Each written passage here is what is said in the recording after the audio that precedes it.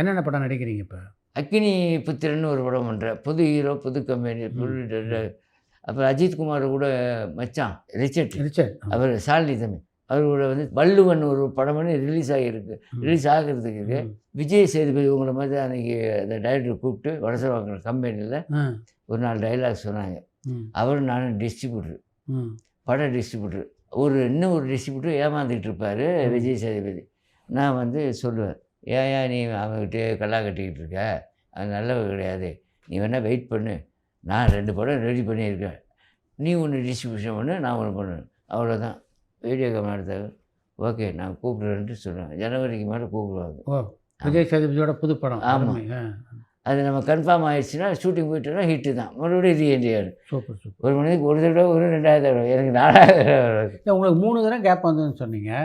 முதல் இடைவெளி எதனால் ஏற்பட்டது? அப்போ நான் கொஞ்சம் வளர்ச்சி ஆகிட்டேன்.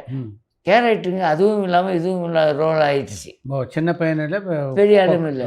ஒரு ஹீரோ ஃப்ரெண்டாக இருந்தால் கூட ஹைட்டு வேணும். இந்த ஹைட்டு கம்மியான நம்ம கொஞ்சம் மைனஸ் பண்ணாச்சு, வேறு ஒன்றும் இல்லை. அதுக்கப்புறம் நம்ம பாலிடிக்ஸில் போயாச்சு, கலை நிகழ்ச்சி போயாச்சு.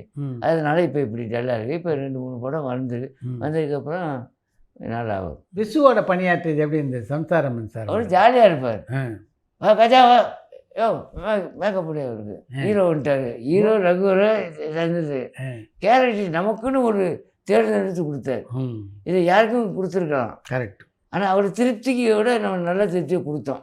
எனக்குன்னு பாட்டு எழுத வச்சார். கூட ஒரு படிக்கிற பொண்ணு கல்கத்தா கதையே, அது வானோட ஒரிஜினலாக நம்ம காதலுக்கு கல்தா கொடுத்து கல்கத்தா போயிடுவார்.